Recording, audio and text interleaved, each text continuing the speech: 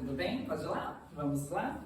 Bom, se ocorrer qualquer questão, a gente vai seguindo em frente, porque quem está assistindo, né? A gente não vai fazer cortes, quem está assistindo pelo YouTube, e vamos dar sequência aos nossos estudos. Nós demos uma paradinha nos nossos estudos, porque nós tivemos muitos trabalhos específicos, né? Foram aí 2 meses de, muita loucura, muita correria. A gente teve que dar um tempo nos nossos estudos, mas eles são de suma importância a cada um de nós. Hoje nós vamos falar sobre mediunidade. Mediunidade principalmente dentro da Umbanda. Por quê? Porque a mediunidade dentro da Umbanda, ela se desenvolve de uma maneira muito específica e própria, não é? É diferente de outros segmentos que também têm na mediunidade o seu sustentáculo. Então, nós vamos falar hoje sobre campo mediúnico. Quando a gente fala em campo, é algo muito abrangente para nós filosofar, para a gente ficar aqui filosofando. Afinal, diante de um campo, a gente planta, a gente colhe, não é? A gente ceifa, estabiliza, enfim, nós temos um vasto campo a filosofar sobre o campo mediúnico, né? Fica um pouco redundante, mas é assim. O que seria este campo mediúnico? Ele se inicia em nós, ele se inicia em nosso interior, em nosso espírito e se estende ao nosso redor. Todos aqui entendemos que nós temos um espírito. Primeiro ponto, nós temos um espírito. O que seria este espírito? Este espírito, antes de mais nada, é uma individualidade.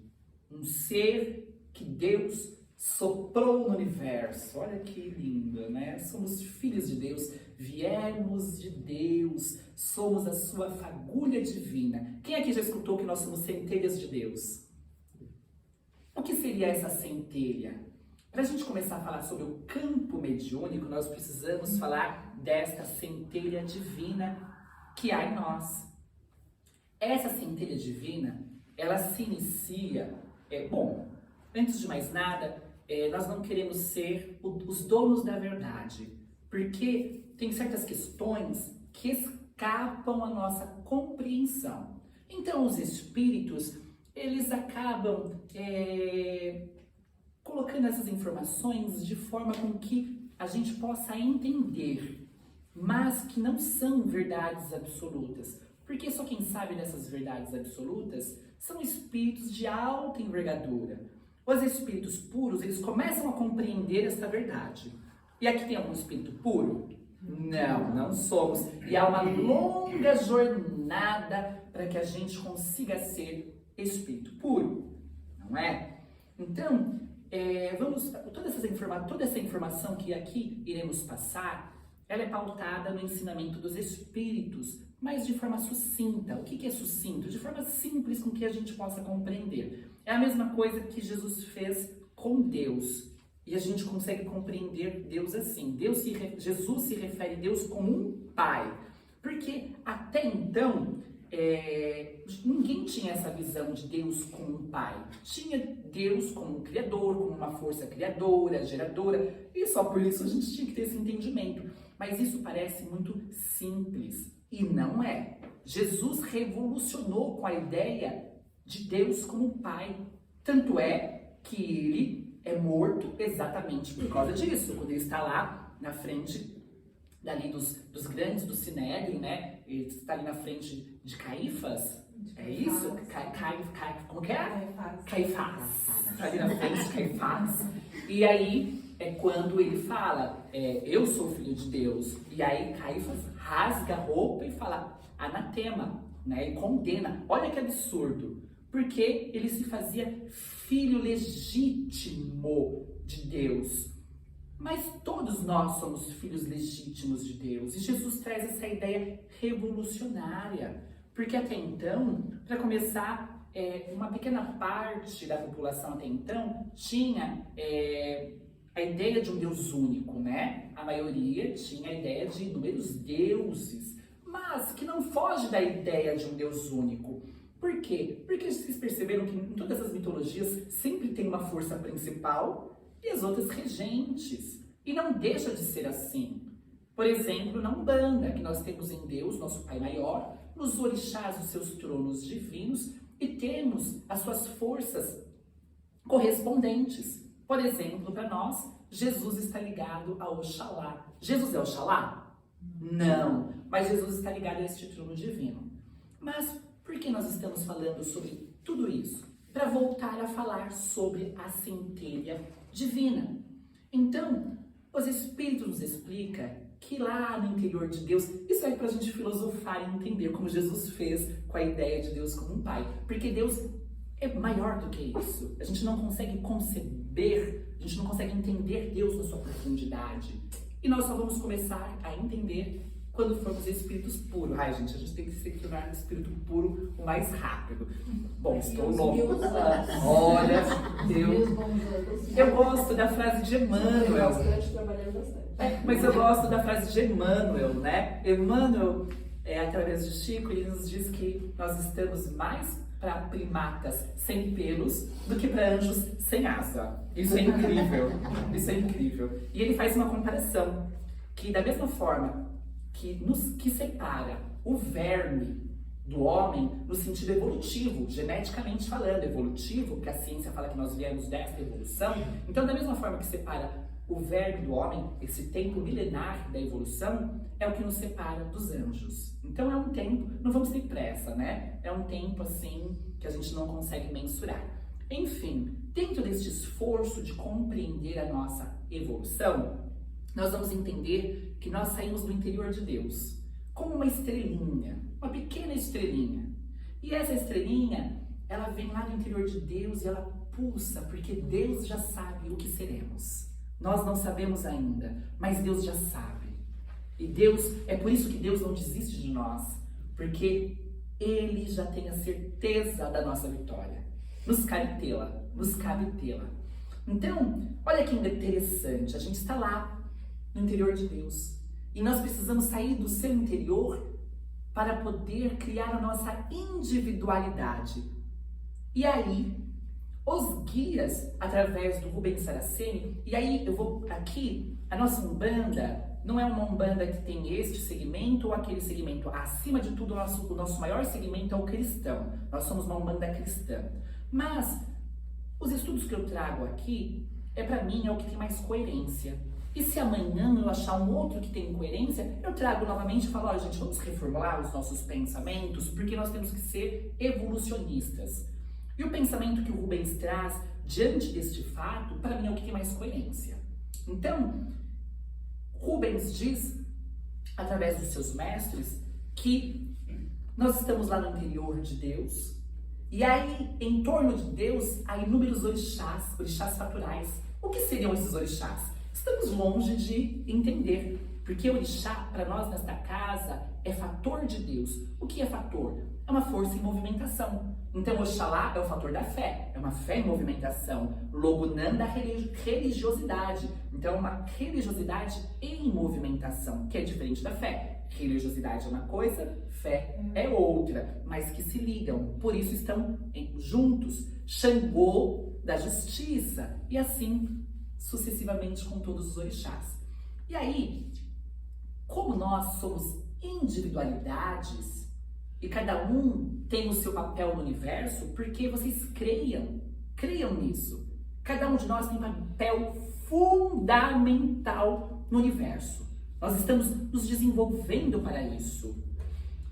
Chico também, eu vou fazer muitas menções dos nossos irmãos kardecistas, tá? Vou fazer menções porque é interessante, é bom. E um dia que eu tiver que fazer menção de evangélico, um dia que eu tiver que fazer menção de budista, de catolicista, a gente faz, porque a Umbanda, ela se abre para isso. E nós temos que estar abertos, porque quem se fecha não evolui. Enfim, me perdi.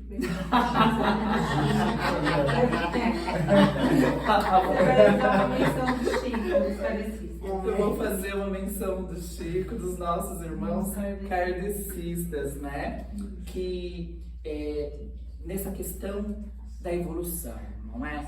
Que eles perguntam, na verdade não é nem Sim, de Chico, não de Kardec, tá? Me desculpa, não vou cortar, vai continuar assim, eu sou confusa, se acostumem comigo.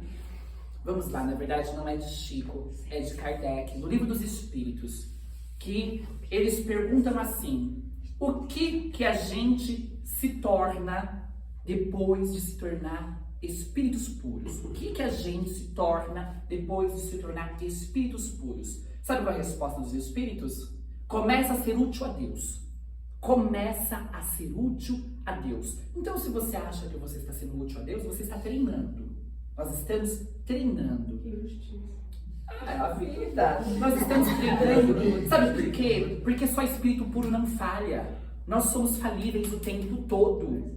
O tempo todo. Então, o que acontece? Nós vamos ser, sim, forças vivas a amparar o universo de acordo com aquilo que está no nosso mais íntimo. E o que está no nosso mais íntimo? É um fator divino que já foi colocado em nós desde que saímos de Deus.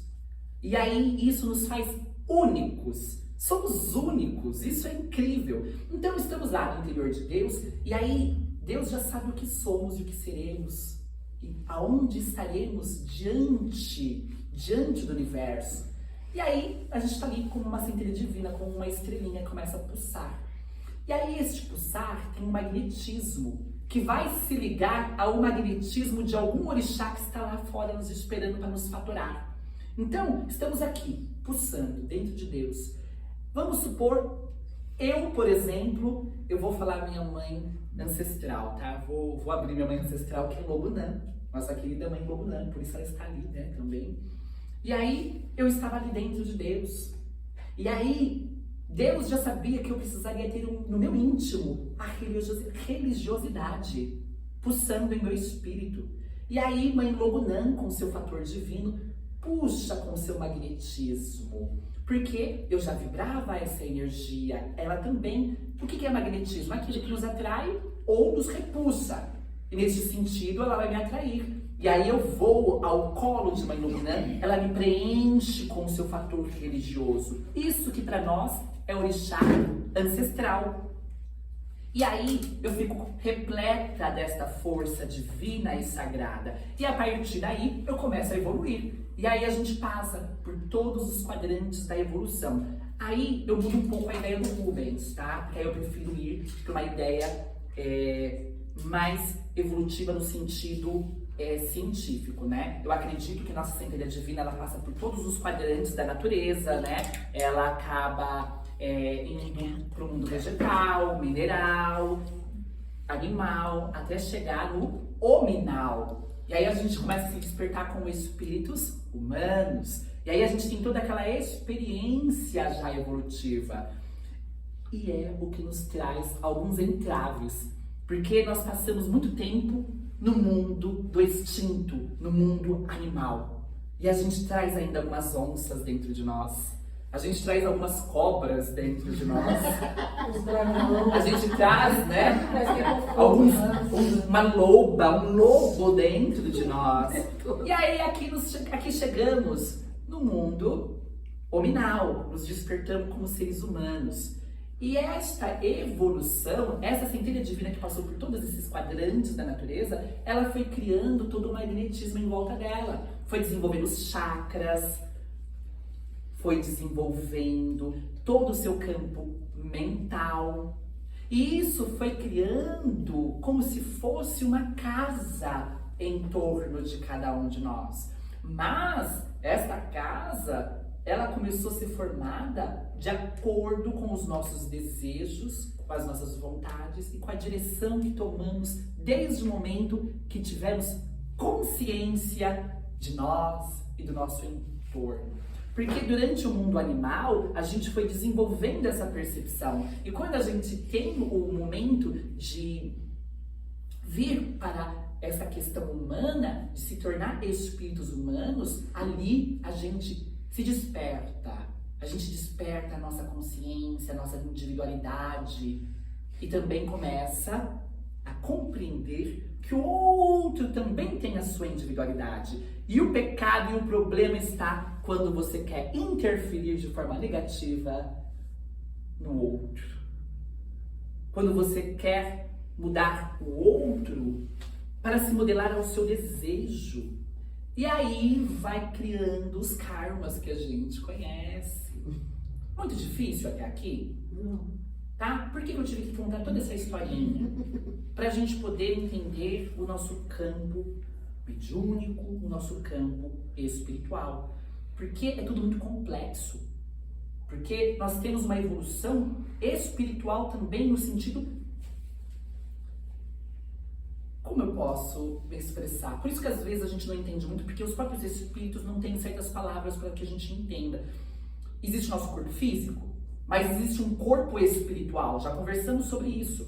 E esse corpo espiritual, ele também evolui, é o nosso perispírito. E ele teve a sua evolução diante de toda essa questão evolutiva, igual nossos animaizinhos, nosso cachorrinho que vai e volta, os nossos gatinhos que vão e voltam, eles estão desenvolvendo essa centelha divina. Um dia eu fui gato, um dia eu fui cachorro. É errado dizer que foi, porque quem foi nossa centelha divina. Hoje somos humanos. Ela passou por isso, nossa centelha divina passou. Hoje nós temos um outro sentido, um outro perispírito. Amanhã eu posso reencarnar como gato? Não, a gente não retrocede. A gente não retrocede, tá? Nós umbandistas temos essa ideia. Tá, aqui chegamos. Aqui estamos. E aí, o nosso corpo espiritual, o nosso perispírito, ele é muito complexo. Tanto quanto o nosso corpo físico, muito mais. Muito mais. Porque nós temos também, como eu falei, o nosso espírito. Lembra que eu disse? O nosso espírito não é o perispírito. Não é. É um outro elemento. O que é o nosso espírito? É o ser pensante que somos. Ele tem um formato? Tem. Os espíritos dizem que ele é rubro, ele é da cor do vinho. E quanto menos evoluídos somos, mais vinho escuro ele é. Quanto mais iluminados somos, ele é uma chama brilhante, rubra, mas continua sendo vinho. Por isso que Jesus faz menção do Espírito com o vinho, né? É o sangue dele. E o sangue, querendo ou não, é um fator vital, não é? Então, por isso que a gente faz essa ligação do Espírito com o vinho. E não é à toa que os Espíritos pediram para Kardec colocar folhas de vinho, né? Ali no início do livro dos Espíritos, né? Aquelas folhinhas, aquele ramo de vinho, não é à toa, é porque tem ligação. Nós temos ligação profunda com a natureza, porque dela viemos. A natureza nos ensina grandes coisas, porque dela viemos. O que acontece no micro, acontece no macro. Tudo se repete, é incrível. É o que fala a física quântica. Então, para a gente não se estender e não ficar maçante, vamos entender isso e nós vamos começar a entrar nas questões do campo mental, mediúnico e espiritual. Bom, todo mundo aqui sabe que nós temos uma aura. Não é áurea, não é a professora, é uma aura. O que seria essa aura?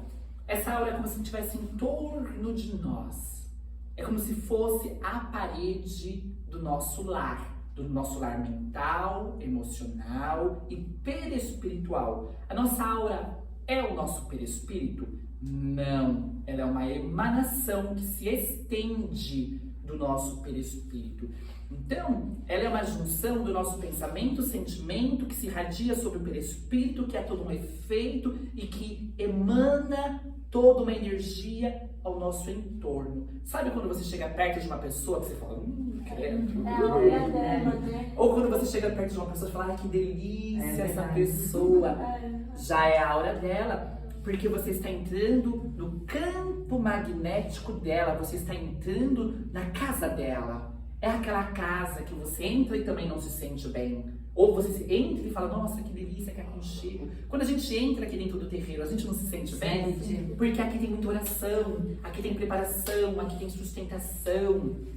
E por que isso é importante para quem está no desenvolvimento mediúnico da Umbanda? Porque a nossa aura, ela vai ditar com quem iremos nos relacionar no mundo espiritual. Lembra do magnetismo lá, do fator de Deus, do orixá que nos magnetizou?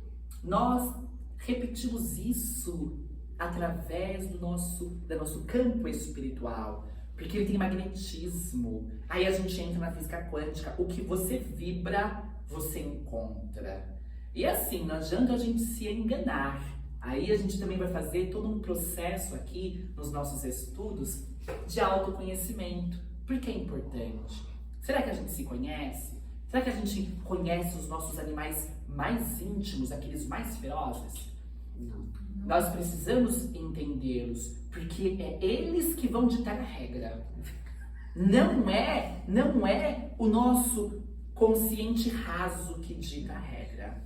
É o nosso subconsciente inconsciente que já está repleto daquilo que manchamos durante inúmeras encarnações. Porque nós manchamos. Nós temos muita roupa para lavar, muita aura para lavar. Nós temos que pegar paninho, tem que pegar álcool e limpar tudo. Não é fácil. Mas é importante que nós entendamos isso. Porque diante daqui do desenvolvimento mediúnico, é um fator importantíssimo. Por isso que às vezes a gente não consegue se ligar com certos guias. Por isso que é mais fácil, muitas vezes, se ligar a entidades de baixo padrão. Se você chegar aqui no trabalho de acolhimento e descarga, qual é esse trabalho de acolhimento e descarga aqui nessa casa? É aquele que a gente recebe os espíritos sofredores. Ou aqueles espíritos que vêm trazido para desmanchar alguma demanda, alguma macumba, como dizem vulgarmente, né? Vulgarmente, quando alguém faz alguma magia negativa. É muito fácil você incorporar esses espíritos, porque muitas vezes nós estamos vibrando na mesma sintonia, então chega, né? Vem, né? Ou alguns Exus e algumas pombagiras. Eu digo alguns Exus e pombagiras porque tem muito Exu e pombagira muito mais luminosos do que nós. A gente tem uma mania de endemonizar os espíritos da esquerda, que é um absurdo. Eles têm muito mais disciplina para você. Um dia, vou contar uma coisinha que hoje os meus guias pararam de me dar bronca porque eu acho que eles cansaram. Mas antigamente eles me corrigiam muito. Um dia eu falei assim: no máximo, eu não vou nem ligar, não vou ligar muito porque no máximo eu vou virar uma pombagira quando eu desencarnar. Um espírito na hora respondeu: nem para isso, porque você não tem noção de quantas nossas irmãs pombagiras têm que ter disciplina para trabalhar. E digo mais, os espíritos das trevas, a gente não vai nem falar de Exu e pombagira, a gente vai falar de espírito das trevas. Os espíritos das trevas são extremamente disciplinados. Eles ficam o tempo todo nos vigiando para ver a nossa queda. Eles são mais disciplinados do que nós. E no dia que eles mudarem, no dia que eles... Pensa em Hitler, vou pegar profundo. Pensa no dia, e me desculpem quem não crer nisso, mas Hitler é filho de Deus. E um dia ele vai se transformar. É a lei da evolução. Ele vai ter que ressarcir tudo aquilo que ele fez, vai ter que ressarcir, então vai ser muito doloroso. Mas pensa no dia que Hitler se despertar para o bem e para a luz. E aí trazer todo aquele impeto que ele já tem, mas para a luz, para o amor, para a fraternidade. Ele vai mudar, porque ele tem o poder da oratória, então ele vai mudar. Claro que isso vai demorar milhões de anos, provavelmente, né? Se nós estamos aqui, a gente que já tem um pouquinho já de compaixão, de amor e fraternidade, nós já nos decaímos. Imagine ele e tantos espíritos que são inteligentes, mas usam, infelizmente, a inteligência para o mal. Mas eles têm muita disciplina. Eles já se despertaram em muitos fatores. E nós, que já fazemos parte das fileiras do bem, nós que fazemos parte das fileiras do bem, nós somos muito preguiçosos. Nós temos preguiça de estudar. Nós temos preguiça, muitas vezes, de orar, de vigiar, de nos ligar à força poderosa de Deus. Isso precisa parar, para que a gente mude o nosso campo espiritual. Precisamos mudar. Por isso que eu falo dessa forma, para a gente se chocar. Porque quando alguém pode olhar para mim e com profundo respeito da minha parte, virar para mim e falar assim: nossa, mas você está falando de Hitler, Hitler vai mudar? Bom, Se a gente acredita que Deus é Pai de misericórdia, porque Deus não quer nossa destruição, Deus quer nossa transformação. Por isso, quando você vê um irmão que está no crime e você fala, tomara que morra, porque é o nosso primeiro olhar, tomara que morra. Mas morrer para quê se o espírito não morre? Tem que olhar para ele e falar que se transforme, meu irmão, que você se transforme. Esse é o olhar de Jesus para o pecador. Como eu disse na última palestra, Jesus não condenava o pecador, Jesus condenava o pecado. Isso, só para a gente ir encerrando, isso faz me lembrar agora aquela peça, aquele musical Los Miseráveis. Eu adoro musical e eu fui assistir, não sabia da sinopse, não sabia da história, e estou lá sentadinha assistindo. Gente, é uma peça incrível, é uma história incrível, que tem uma espiritualidade ímpar, vale a pena. E estava lá, e aí tem um ladrão, né? E esse ladrão, ele acaba enganando um padre, não é? Ele acaba enrolando aquele padre, e no final ele ia ser preso novamente e escravizado. E aí todo mundo, ele é pego, né, com os pertences do padre, era muito ouro, a igreja tinha muito ouro, ele está fugindo. E aquele padre vai atrás, as pessoas vão atrás, e aí ele vai ser pego. E aí eu acho que ele vai até para a morte, né, não vai nem mais se tornar escravo. E aí o padre olha aquela pessoa, enxerga nele muito mais do que um ladrão. E diz, não peguem ele, fui eu que dei esse ouro. E deixa ele partir. Aquele ato, o ato daquele padre, de ter enxergado nele muito mais do que um ladrão, o tocou. E ele se transformou. E aí ele se transforma em outra pessoa. Uma pessoa caritativa, um ser luminoso que ele já era. Mas que as tormentas da vida muitas vezes perturbou. Não é justificativa. E aquilo que a gente cometeu de erro, a gente vai ter que ressarcir. Voltando a falar do Hitler. Você acha que ele não vai ter que ressarcir cada morte? Vai. Gente, tem gente pior do que Hitler, viu? Que só não entrou pra história. Verdade. Que só não entrou pra história. Não é? Mas enfim, é isso que precisamos trabalhar. Aqui nos nossos estudos, nos próximos estudos, nós vamos falar mais sobre o nosso campo espiritual, mediúnico, para que a gente consiga, e vamos trabalhar também a reforma íntima, que todo mundo vai ter exercício toda semana, a partir da semana que vem, para a gente trabalhar a reforma íntima. Nós vamos melhorar, nós temos que melhorar, para que a gente consiga sintonizar com os espíritos luminosos. Nós estamos aqui para ligar aos pretos e aos índios, que são espíritos de alta envergadura. Aqui, incorporar preto velho não é fácil, não. Incorporar caboclo aqui não é fácil, não. Incorporar um Exu talvez é melhor, mais fácil, porque a gente está no mundo humano, né? Eles ainda têm aquelas questões humanas. Teve um dia de caboclo que eu consegui mais. Fala mais alto para colocar pra escutar. Teve um dia de caboclo que foi para fechar o corpo na festa das crianças, eu consegui. Aí eu até andei meio assim, meio tonta. É assim, porque eles vão entrando. Eu não sei. Só para encerrar um pouco hoje, para não se estender, para não ficar maçante, você imagina que o guia, para incorporar em nós, vamos só incorporar, vamos lá, para ele entrar no nosso campo mediúnico, gente, ele tem que entrar na nossa casa, ele tem que entrar na nossa casa. E se ela estiver muito suja, ele não consegue trabalhar. Se você é um escritor, se você é um escritor exímio, um poeta, se você é uma pessoa de uma cultura já que o banal te fere, que as questões assim mais baixas te ferem, você conseguiria trabalhar dentro de um prostíbulo?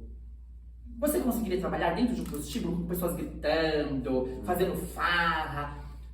Me desculpem às vezes usar essas ideias assim extremas, mas é para gravar. É para gravar. Me perdoem, mas é para gravar. Então, você imagine um espírito de alta envergadura entrando dentro do nosso campo espiritual, que infelizmente muitas vezes está semelhante a um prostíbulo. a misericórdia dele junto à misericórdia de Deus, porque aí ele também está treinando a misericórdia, né? Ele está treinando a misericórdia para se tornar um espírito puro. Ele não vai nos abandonar, mas ele vai ter dificuldade.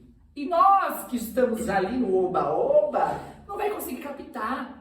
Porque enquanto ele está lá filosofando, imagina esse poeta também lá filosofando no meio do prostíbulo.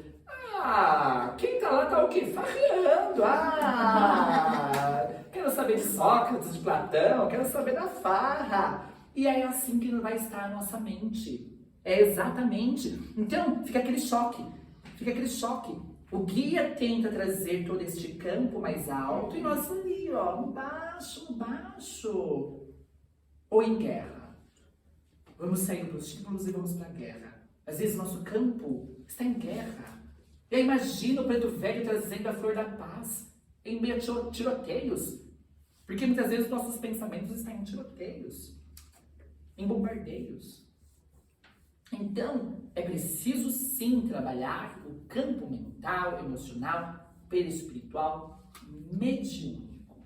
Entendemos que nós somos fatores de Deus. Todo mundo aqui vai vencer, porque somos feitos do poder de Deus. Fomos faturados por um orixá, então, por 12, na verdade. Geralmente dizem que são 2, né? É um par, não é? É nossa mãe ancestral, nosso pai ancestral, que vai dizer lá na frente o que seremos. Nem sempre esse orixá fatural, né, que nos faturou ali no início da nossa como centelha divina, né, nosso orixá ancestral, nem sempre ele aparece. Para mim apareceu e foi lindo, foi um sonho. E eu não esperava que seria Mãe Logonã. Mas todos nós trazemos, não importa quem seja. Nós já estamos faturados pelo fator de Deus, pelo amor de Deus. Só precisamos trabalhar para que a gente consiga se tornar espíritos melhores. Tudo bem? Tudo bem? Foi proveitosa, luminosa? Sim, meu amor. Muita luz para todos nós. Até semana que vem a gente continua. Semana que vem a gente vai entrar mais nas questões mediúnicas mesmo, de sintonia, tá bom?